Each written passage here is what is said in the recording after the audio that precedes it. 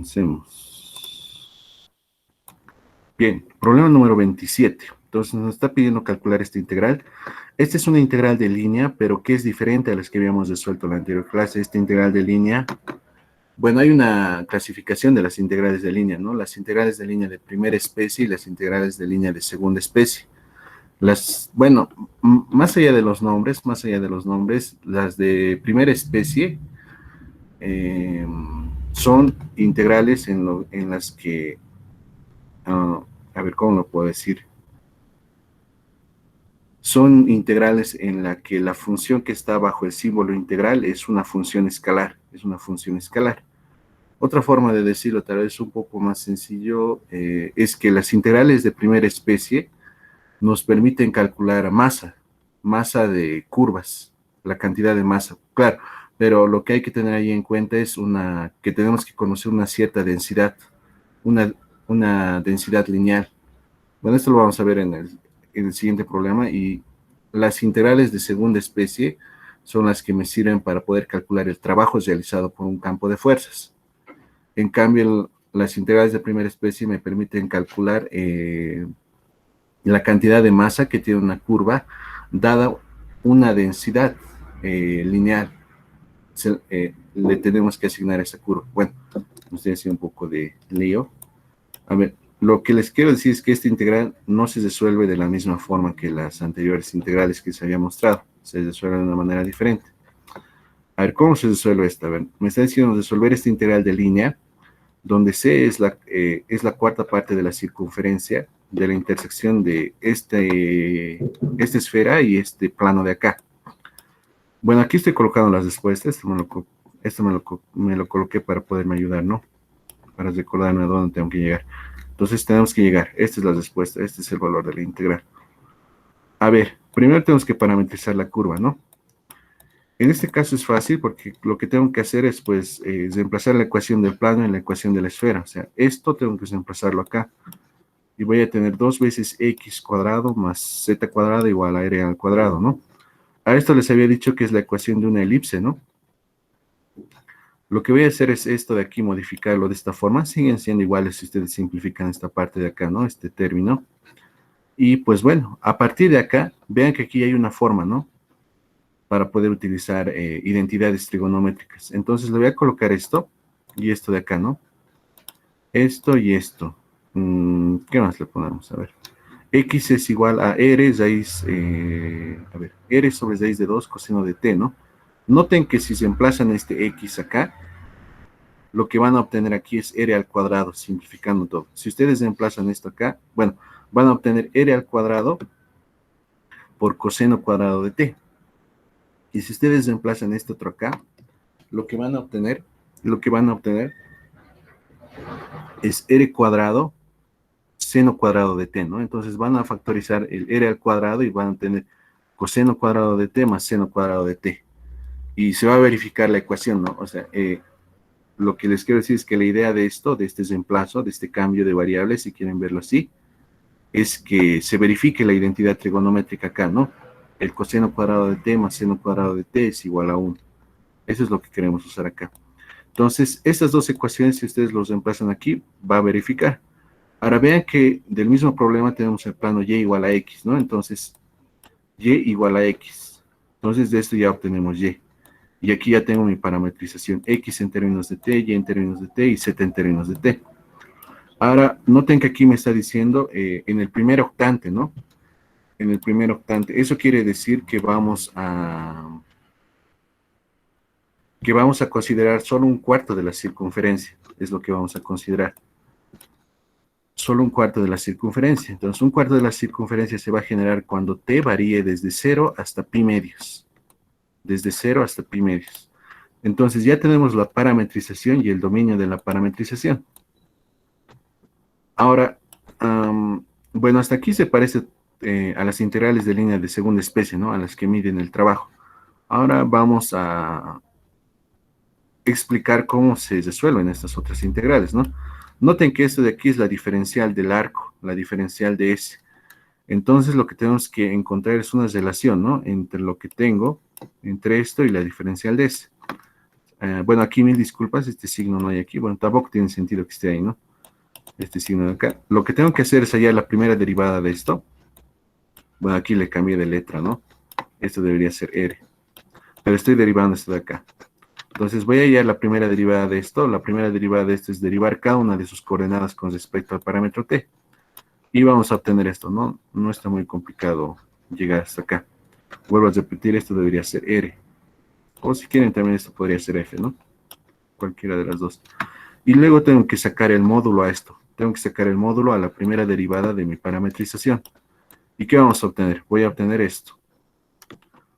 Bueno, simplificando, el módulo al cuadrado de la primera derivada de mi parametrización va a ser igual a R al cuadrado. Eso se los dejo a ustedes para que lo verifiquen. O sea, lo que tienen que hacer es, ya lo hemos derivado, ¿no? Tienen que sacarle el módulo a este vectorcito. Y van a llegar a esta ecuación. Sacando raíces van a llegar a esto. Ahora, lo que resulta es lo siguiente. Si se acuerdan un poco de la fórmula para la longitud de arco, es fácil llegar a esta ecuación de acá. Que la derivada de la longitud de arco con respecto del parámetro t es igual al módulo de la primera derivada de la parametrización que tenemos. En este caso, el módulo de esto va a ser r. Y vean que aquí yo ya tengo la diferencial de s. Entonces voy a pasar esto a multiplicar acá y voy a tener, está mal dicho eso de pasar esto aquí a multiplicar, pero ya bueno, así creo que lo vemos la mayoría, ¿no? La diferencial de s igual a r por la diferencial de t. Entonces noten que aquí la diferencial del parámetro arco o de la longitud de arco está en términos de la diferencial del parámetro t. La diferencial de s está en términos de la diferencial de t. Entonces ya lo podrías reemplazar, ¿no? Ahora, quiero que noten lo siguiente, es que esta integral está aquí en el término que estamos integrando, o sea, la función que estamos integrando es x más y. Y vean que yo ya conozco x y y en términos de t, o sea, es la suma de estos dos. Es la suma de estos dos, es la suma de estos dos. Entonces, voy a reemplazar todo en mi integral. Es esto lo que quiero resolver. Entonces, mi integral, bueno, aquí está mal. Aquí está esto. ¿Por qué? Porque mi integral solo debe ir hasta pi medios, ¿no? Bueno, no está tan mal, solo que está aquí un poco raro. Como me está diciendo que solo es la cuarta parte, pues esto debería ir hasta pi medios. Esto debería ir solo hasta pi medios. Y esto de acá, pues, es x y es y en términos de t, que es lo que ha salido de la parametrización. X y y. Los reemplazamos acá.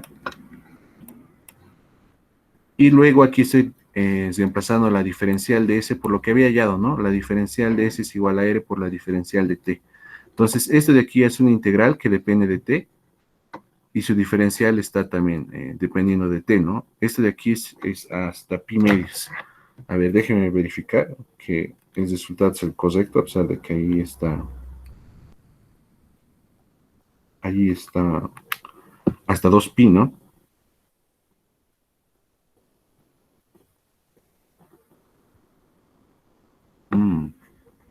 Ok. Bueno, esta parte habría que revisar por el cambio del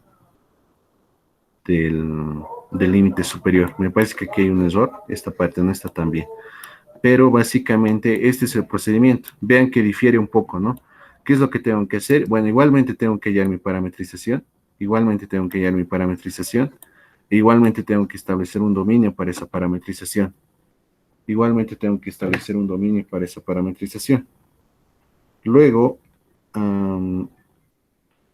lo siguiente que tenemos que hacer es, en nuestra expresión que tenemos aquí, tenemos que reemplazar los valores de la parametrización. O sea, aquí vamos a tener x en términos de t y y en términos de t, ¿no? Y luego tengo que hallar tengo que hallar la relación entre la diferencial de s y la diferencial de t. Esa sería básicamente la diferencia. Ya. A ver, a ver, a ver. Estoy revisando esto. Esto de aquí va a ser 1 según mi calculadora, si esto es hasta pi medios. Porque si esto es hasta de 0 a 2 pi, pues esto se va a hacer 0, esto se va a hacer 0 y esto se va a hacer 0. Pero recuerden que hemos dicho que estoy resolviendo la integral en la cuarta parte, ¿no? Calcular la integral donde C es la cuarta parte de la circunferencia, que es la intersección de estas dos superficies, situada en el primer octante. Entonces me está diciendo la cuarta parte. Como es la cuarta parte, pues t va a ir desde 0 hasta pi medios. Pero aquí en lo que tal vez un poco uno confundiría es que coloqué 2pi, ¿no? Pero aquí debería ser pi medios. Si aquí lo dejamos con 2pi, pues esto nos va a dar 0, 0, ¿no? Y esto va a ser 0, y entonces estaría mal. Pero en realidad esto es pi medios. Si esto es pi medios, esto les va a dar 1 y esto les va a dar 1. Entonces van a tener 2 veces esto y sí, va a resultar. Sí, está bien esto, solo que el límite superior aquí está mal colocado, pero está bien esto. Es desde 0 hasta pi medios por esto. Bueno, entonces cuando les envíe lo voy a corregir. Ahora sí vamos a resolver el problema que era complicado parametrizar. Este está en su primera práctica y está también en su segunda práctica, así que revísenlo posteriormente con más detalle, ¿no? Entonces, justamente a esto es a lo que me refería.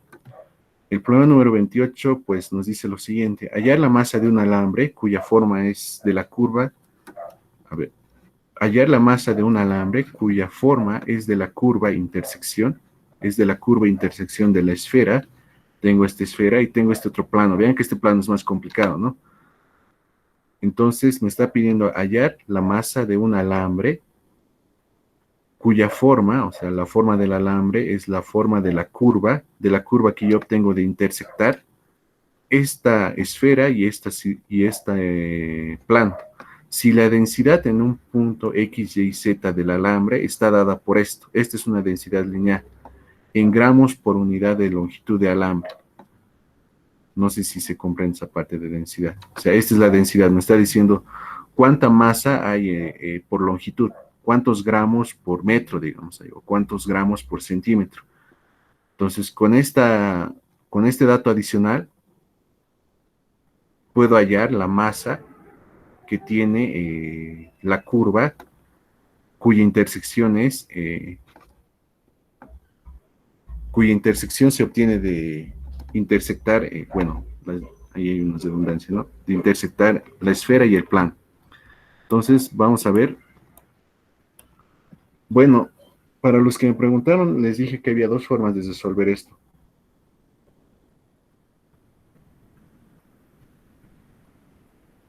La forma fácil es con diagonalización, porque lo que vamos a tener en este problema es una elipse dotada. Entonces, al tener una elipse dotada,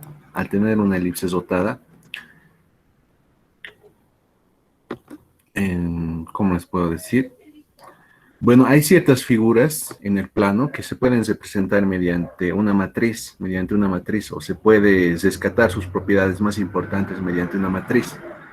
Y a esas curvas se les denomina formas cuadráticas. Entonces, las formas cuadráticas están asociadas a una matriz, y al diagonalizar esa matriz, uno puede transformar la curva o la ecuación de la curva en una ecuación mucho más sencilla. Y esa transformación, pues, está relacionada con los autovalores y los autovectores de esa matriz. Es un tema muy interesante esto de las formas cuadráticas. Digamos que es un tema que está por encima un poco del álgebra lineal. O sea que es una aplicación muy, muy interesante.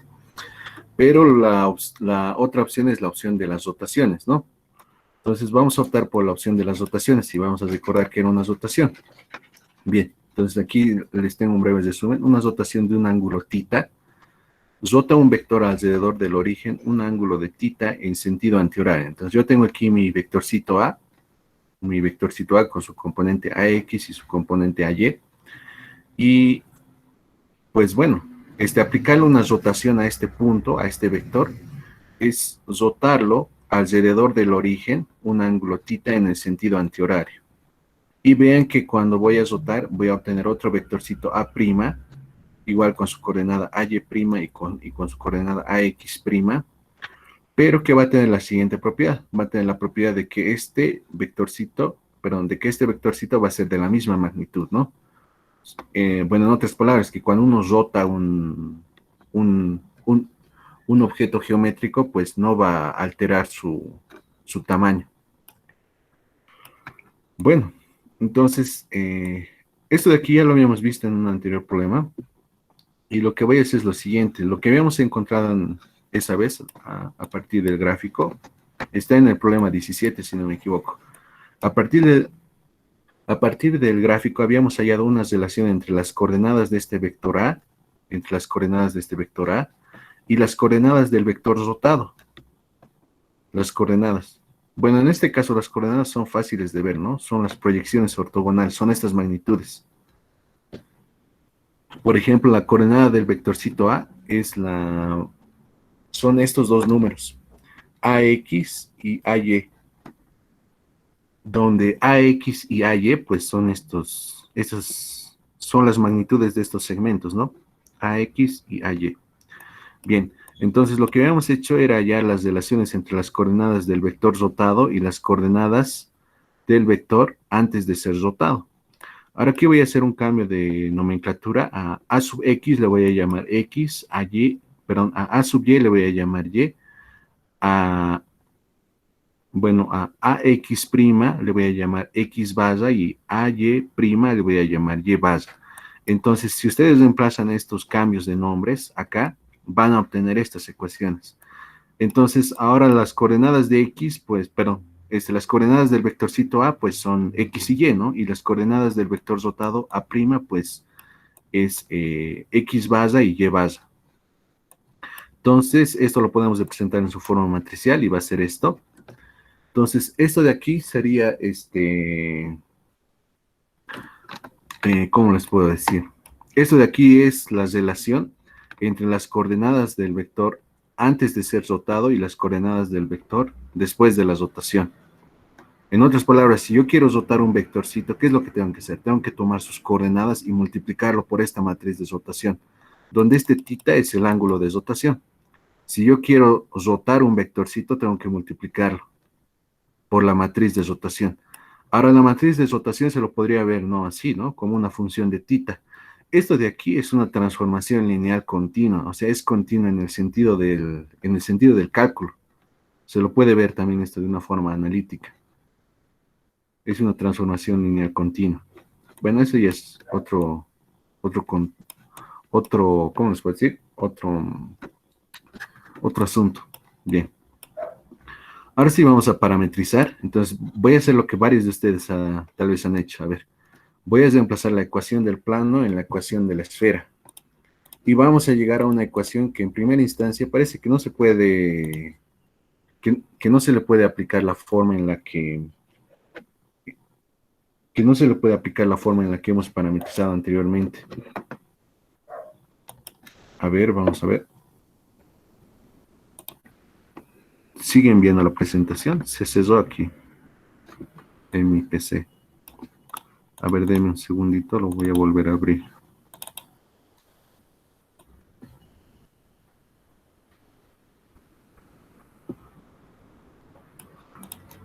Hoy día, ¿qué día es? Porque esto está por fechas. 19. Se cesó. A ver, ¿dónde está el PDF?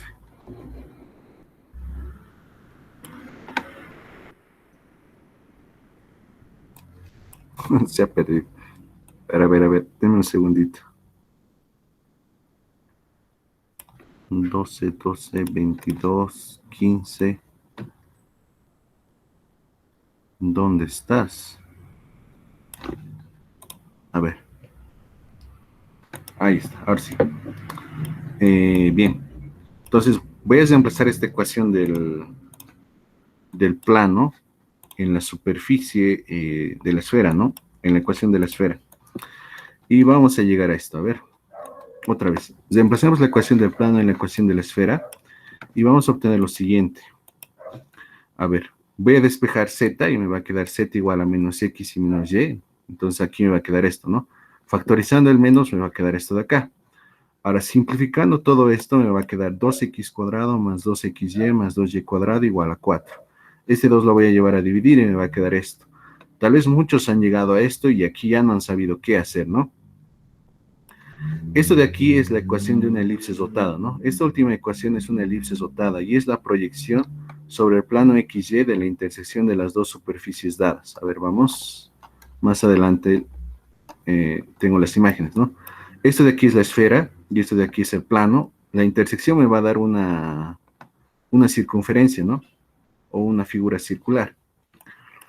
Vamos a quitarle la esfera y me va a quedar esto, ¿no? Vamos a quitarle el plano y me va a quedar esto. Ahora, bueno, lo que les quería decir ahí en ese párrafo que leí es que si ustedes proyectan esta curva en el plano XY, si ustedes proyectan esta curva en el plano XY, o sea, ¿qué es proyectar? Es colocar aquí un foquito, y ese foquito va a dar luz acá, ¿no? Y esto va a generar una sombra en el plano XY. La proyección va a ser esa sombrita, bien. Lo que les estoy diciendo es que esa sombra de la curva, va a ser va a ser una elipse rotada. Es la proyección sobre el plano XY de la intersección entre las dos superficies dadas. Para obtener una ecuación de esta elipse rotada que sea sencilla, o sea, yo quiero obtener una ecuación de esta elipse rotada, pero que sea sencilla de alguna forma. Tenemos que rotar los ejes coordenados X y Y. En otras palabras, tenemos que cambiar nuestro sistema de referencia. ¿Se comprende esa idea? Porque esa idea es muy importante. Lo que les estoy diciendo es que, bueno, que el hecho de que esta ecuación sea tan complicada es que nuestro sistema de referencia, o sea, nuestro X y nuestro Y, este X y este Y que tenemos acá, no son los adecuados para poder modelar el problema. O sea, nuestro sistema de referencia no es el adecuado para poder modelar nuestro problema. Cuando esto ocurre, ¿qué es lo que tenemos que hacer? Tenemos que cambiar nuestro sistema de referencia. Eso es cambio de coordenadas, ¿no? En álgebra lineal. Entonces, no voy a irme por lo complicado, voy a irme por lo más sencillo. Esto de aquí que les estoy mostrando está en un texto que es Geometría Analítica de la colección Shaw, o sea, del mismo que hizo análisis vectorial, pero geometría analítica. Entonces, para no extendernos en esto, en general yo puedo tener una curva en el plano de que tenga esta ecuación. AX cuadrado más BXY más CY cuadrado más DX más EY más F, ¿no? Esta sería la fórmula más general de una cuádrica, de una ecuación que representa una curva de segundo grado. Vean que nuestra ecuación es un caso particular de esto. ¿Cuánto va a ser A? Va a ser 1. ¿Cuánto va a ser B? Va a ser 1. ¿Cuánto va a ser C? Va a ser 1. ¿Cuánto va a ser D? Va a ser 0, ¿no? ¿Cuánto va a ser E? Va a ser 0. ¿Y cuánto va a ser F? Va a ser menos 2. Va a ser menos 2. Bien, entonces, lo que resulta es lo siguiente, ¿no? Se puede demostrar que el ángulo θ que se debe hacer girar los ejes para eliminar el término XY, porque vean que aquí lo que nos estorba es el XY, ¿no? Este X por Y. Por eso no puedo aplicar mis funciones trigonométricas como siempre. Viene dado por la siguiente ecuación. Es B menos AC.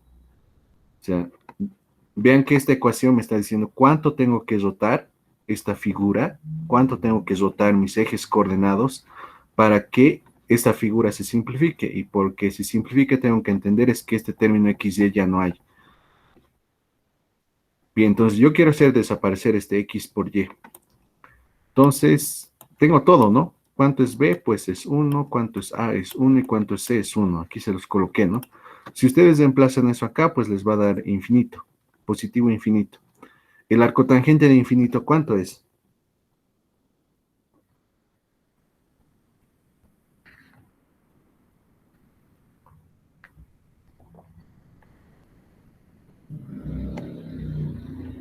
Es pi medios. ¿Están de acuerdo con eso conmigo? O ahí estoy un poco alucinando. Estoy de acuerdo, Auxi. La tangente nunca llega a tocar. A ver, pero cuando estoy muy cerca de pi medios, ¿qué pasa? A ver, recordemos que la tangente es seno sobre coseno, ¿no? ¿Estamos de acuerdo? Y cuando el coseno está muy cerquita de pi medios, ¿qué pasa con el coseno? Se hace cero, ¿no? Y si esto es muy pequeñito, si el denominador es muy pequeñito, esto se hace muy grande. Eso es simplemente lo que me está diciendo esto. Cuando yo estoy muy cerca de pi medios, cuando yo estoy cerca de muy cerca de pi medios, pues la tangente se hace muy grande. Así hay que verlo esta ecuación. Pero está bien, ¿no? ¿O no? Esta parte. Esta es la parte, digamos, tipo cálculo.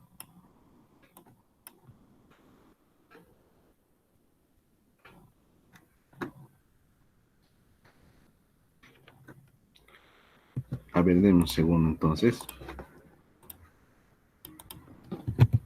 Voy a buscar en internet. ¿Cuánto es el arco tangente de infinito? A ver, aquí está en Solumats. ¿Qué me dice? Me dice, a ver. La función arcotangente tiene un límite menos infinito que es igual a pi medios. A ver, no lo entiendo muy bien.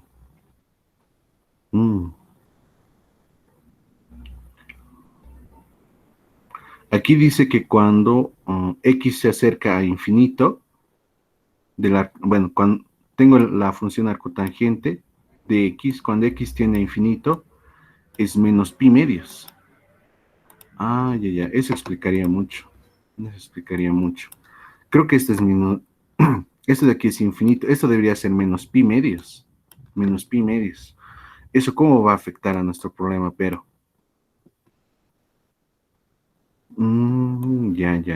Ya les voy. Ya, por el momento créanme esto, que es pi medios, lo voy a corregir, pero esto es menos pi medios según esto que acabo de leer. No le había dado mucha importancia hasta ahora. Ya, pero el punto es que esto va a ser más menos pi medios. En este caso yo estoy tomando más. A lo que acabo de averiguar, esto debería ser menos. Esto de aquí debería ser menos. Pero esto explica muchas cosas que estaba viendo ayer. Bien, entonces, vean que con esta fórmula yo puedo hallar tita. Eso es lo que quiero que vean. Con esta fórmula yo puedo hallar tita. Ahora, lo que vamos a hacer es lo siguiente. Tita, ¿cuánto me daría? Me daría pi cuartos. Entonces, con este tita igual a pi cuartos, yo lo puedo reemplazar en mi matriz de rotación, ¿no? Ahora, vean lo siguiente. Vean que acá lo tengo esto de la siguiente forma. Bueno, estaba bien donde estábamos, que es acá. Tengo esto de acá. Vean que esto son las coordenadas del vector antes de la rotación. Y estos de aquí son las coordenadas del vector después de ser rotado. Antes de ser rotado. Y luego, ¿qué es lo que yo quiero? Quiero esto despejado.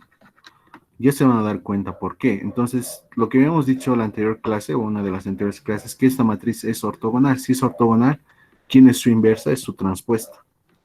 Y vamos a obtener esto, ¿no? Entonces, vean que he despejado este vector columna, llevándolo aquí por su inverso. Entonces, voy a obtener esto de acá. Ahora voy a reemplazar este pi cuartos acá, y me va a quedar esto. Me va a quedar esto de acá. Esto de aquí, chicos, está muy bien, solo que esta parte de acá es muy conceptual del cálculo, esta parte de acá, es sacarle el arco tangente al infinito. Entonces ahí he cometido un pequeño error, aunque lo voy a seguir averiguando, pero no va a afectar a la resolución del problema. En este caso no lo va a afectar esto de acá. Este de aquí es muy propio del cálculo. Y lo que hemos averiguado aquí es que el ángulo de rotación, o sea, lo que tengo que rotar mis ejes es pi cuartos. Y luego hemos despejado esto de acá y nos ha quedado esto de acá, ¿no? Ahora esto de aquí lo voy a llevar a su forma de ecuaciones y es esto. Va a ser esto por esto y me queda esto y luego esto por esto y esto por esto. Y me va a quedar esto de acá. Y esto de aquí yo lo puedo expresar de esta forma. Ahora lo que quiero que vean es lo siguiente. Es que ya tengo X y Y en términos de X barra y Y barra, donde X y Y son las coordenadas del vector antes de ser rotado y X y Y barra son las coordenadas del vector o punto después de haber sido transformados por una rotación de pi cuartos en el sentido antihorario. Ahora lo que voy a hacer es voy a reemplazar estas dos relaciones en mi ecuación. Cuando ustedes reemplacen, o sea, los reemplacen de esta forma y los simplifiquen, van a llegar a esta ecuación. Y esta ecuación está maravillosa. ¿Por qué? Porque ya he eliminado el x por y, ¿no? El x por y que tanto me estorbaba, que era este de acá. Entonces, ¿qué va a pasar acá? Le voy a dar la forma esta forma, lo voy a llevar este 4 a dividir y me va a quedar esto. Ahora, a partir de aquí yo recién ya puedo utilizar las funciones trigonométricas. Entonces, ¿a qué va a ser igual x baza? Pues va a ser igual a 2 coseno de tita igual, y a qué va a ser igual? Va a ser igual a 2 sobre raíz de 3 seno de tita. Y ya vamos a tener esto, ¿no? Estas dos ecuaciones verifican esta de acá. Pero lo que no tengo que olvidar es cómo están relacionados XY y XY baza, ¿no? Y están relacionados mediante esto, ¿no? Entonces voy a reemplazar estas dos acá. Y vean que ya tengo X y Y en términos de T. Y Z, pues Z era igual a menos X menos Y, ¿no? Z igual a menos X menos Y. Y reemplazo eso, ¿no? Menos X menos Y me va a dar esto de acá. Y esto de aquí sería la parametrización. Esto de aquí sería la parametrización. Ahora, ojo que la parametrización está bien hecha. ¿Por qué? Porque, por ejemplo, estos gráficos que he hecho acá, vean que la curva está bien colocada, ¿no? Está justo en la intersección. ¿Cómo he logrado eso? Pues colocando la parametrización. ¿Y qué parametrización he colocado en el graficador? He colocado esta. Entonces está perfecta la parametrización, es por eso que les digo. Solo que aquí hay un pequeño detalle de los signos, ¿no? Un pequeño detalle de los signos por sacarle el arco tangente a esto. Entonces, eso les pediría que ustedes también lo averigüen y lo corrijan de acá. Está muy interesante esto del arco tangente. Bueno, aquí ya tenemos nuestra parametrización. No sé si es que hay alguna duda con respecto a la parametrización. Les vuelvo a repetir, el hecho de que la ecuación de la elipse sea tan complicada en este caso, quiere decir que nuestro sistema de referencia no es el adecuado. Entonces, como nuestro sistema de referencia no es el adecuado, tengo que cambiar a otro sistema de referencia. Y ese sistema de referencia es un sistema de referencia que va a estar rotado pi cuartos. O sea, vean que aquí yo tengo mi X y mi X base y mi Y base van a ser ejes en ese sentido. O sea, aquí va a estar formando pi cuartos con este otro X y aquí va a estar formando pi cuartos con este otro Y. Va a ser un sistema de referencia rotado, ¿no? Rotado. Y cuando voy a utilizar ese sistema de referencia, esta ecuación se va a simplificar y se va a simplificar de esta forma. Y en esta forma, es decir, yo ya puedo aplicar esto, ¿no? Con diagonalización se puede hacer y es mucho más sencillo desde mi punto de vista, pero quería que hagamos esta forma de con rotaciones, ¿no? Porque el docente usa esa, bueno, me imagino que les explicó rotaciones porque en el anterior semestre lo llevó. Bien, entonces, esta es nuestra parametrización. No sé si es que hay alguna duda. Un poco complicada esta parametrización, ¿no?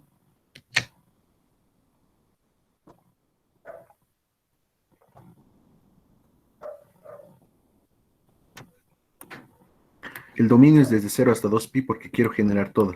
Ya. Entonces, con esto vamos a resolver nuestra integral. En realidad lo que quería era lo siguiente, ¿no? Era hallar la masa de este alambre, Ya tengo su parametrización, perfecto. Entonces, esta es la fórmula para poder hallar la masa. La masa es la integral de línea sobre la curva C.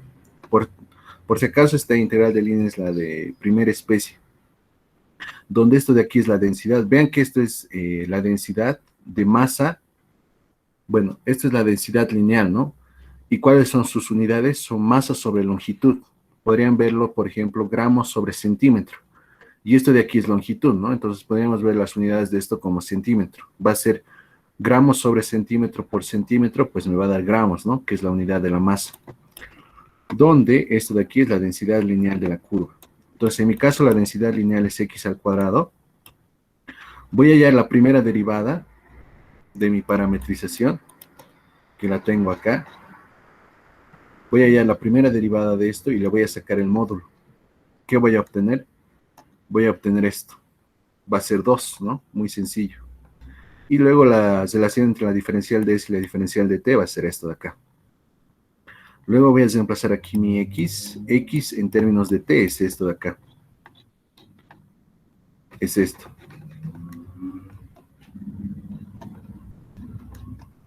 Y casi es lo mismo que el anterior problema, ¿no? Y en este caso sí está bien el límite superior. Bueno, es desde 0 hasta 2pi, porque es una vuelta entera. Entonces, aquí la masa de nuestra curva es 16 pi tercios, ¿no? 16 pi tercios. ¿Cuánto es eso en decimales? Es 17, es 16.75. O sea, es 16.75 gramos pesa este alambre, según este problema, ¿no? No sé si es que hay alguna duda con respecto a la parametrización, porque aquí lo complicado ha sido eso, ¿no?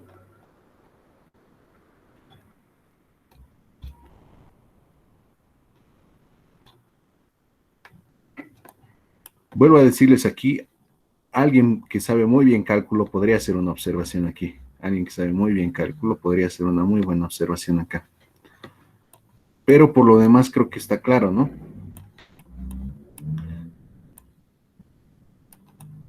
Bien, vamos a ver ahora sí nuestro siguiente problema. Ahora sí vamos a entrar a integrales de superficie. Entonces vamos a ver, igual que en el caso de las integrales de línea, tenemos dos tipos de integrales de superficie.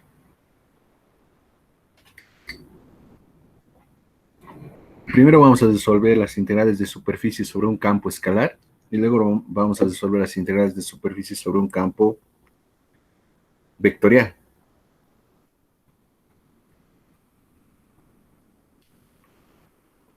¿Cuál es la diferencia? Bueno, es similar como en las integrales de línea. A ver, vamos a ver en este caso. No le vamos a dar interpretación a esta integral, solo lo vamos a resolver. Determinar el valor de la integral de superficie, de esta integral de superficie, donde S es la superficie del plano X más Y más Z situada en el primer octante. La respuesta de esto es raíz de 3 sobre 120, ¿no? A ver, vamos a ver. ¿Cómo parametrizarían esto? A ver, no sé si alguien me puede dar alguna sugerencia de parametrización de superficie.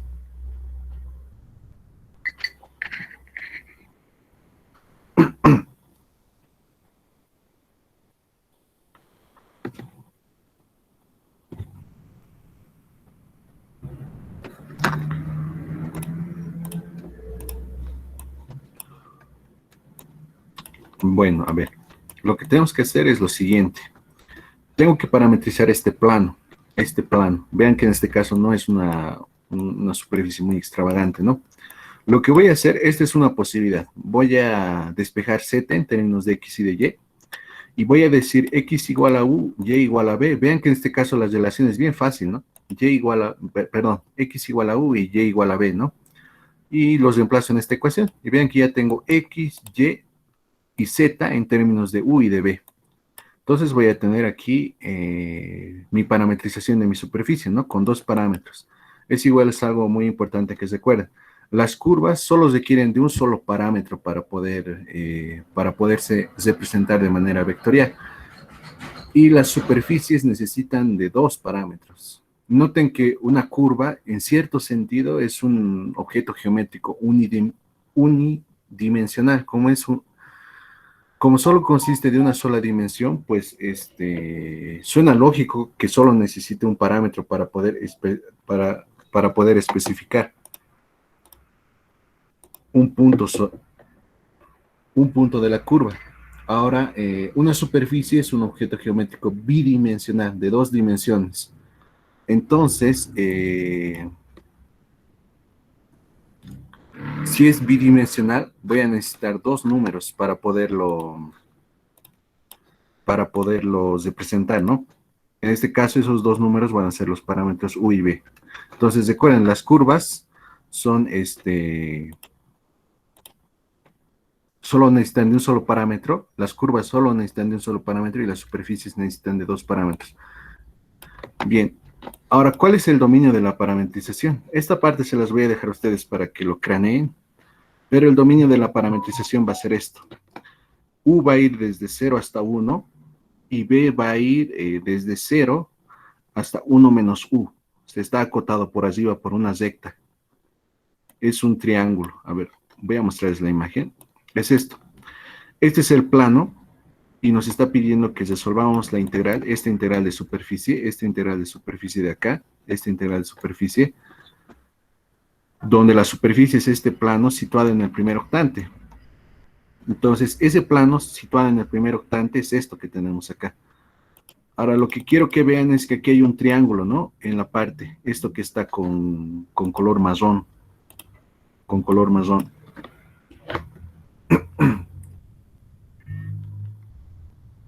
Entonces, U en este caso, ¿quién era?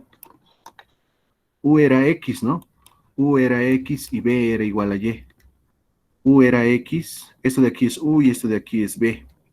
Entonces estoy diciendo que U va a variar desde 0 hasta 1 y B va a variar desde 0 hasta 1 menos U. 1 menos U es la ecuación de esta recta que está acá, de esta rectita que está acá. Y con eso me estoy asegurando que estoy tomando valores dentro de este triángulo, porque si tomo mis valores dentro de este triángulo, voy a generar toda esta superficie que está acá, dentro del primer octante. Entonces, esta vendría a ser mi parametrización. Mi parametrización. Esa sería mi parametrización. Bien, está muy sencillo, ¿no? Hasta ahí. Ahora, ¿cómo yo puedo resolver esta integral de superficie? Vean que ya habíamos resuelto integrales de superficie, ¿no? Cuando habíamos hallado áreas, solo que esto de aquí era igual a 1, no era igual a x, y por z. No era x, y, z lo que estaba aquí, sino era 1. Cuando era 1, ¿qué es lo que estábamos hallando? Era el área de la superficie, ¿no? Eso ya también lo habíamos visto en los anteriores problemas. Ahora lo que voy a hacer es, pues voy a hallar esto, ¿no? Tengo mi parametrización, voy a hallar la derivada parcial de mi parametrización con respecto de U y con respecto de B. Entonces, es derivar cada una de las coordenadas con respecto de U y derivar cada una de las coordenadas con respecto de B. Y me va a quedar esto. Luego voy a hacer el producto vectorial. Ojo, cuando estoy haciendo esto, estoy hallando un vectorcito paralelo a la normal, a la superficie. Noten que las superficies tienen vectores normales, ¿no?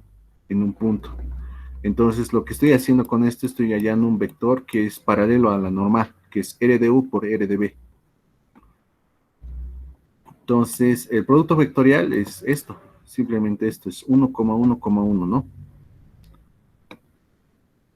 Y el módulo de esto, pues, es raíz de 3. Eso es lo que estoy hallando. Ahora, ¿por qué estoy hallando eso? Es por lo siguiente. Es que yo quiero resolver esta integral. Esta integral se lo puede ver de la siguiente forma. Es es la función escalar, en este caso mi función escalar o mi campo escalar es x por y por z, es esto. Y este DDS se puede reemplazar por esto. Es más, aquí estoy siendo explícito, ¿no? DDS es igual al módulo de la derivada parcial de R con respecto de U vectorialmente o producto vectorial, la derivada parcial de R con respecto de B en módulo, ¿no? Por la diferencial de U por la diferencial de B. En este caso, ¿cuánto habíamos hallado que era esto? Porque aquí hemos hallado eso, ¿no? He hallado la derivada parcial con respecto de U, con respecto de B, he hecho el producto vectorial, le he sacado esto, y hemos obtenido esto de acá, ¿no? Entonces, yo ya lo puedo reemplazar todo acá. Solo que aquí hay que colocar en vez de x, y, z, vean que mi integral va a estar en términos de du y de, perdón, va a estar en términos de u y de b. Entonces, ¿qué es lo que nos faltaría aquí? Lo que nos faltaría es lo siguiente.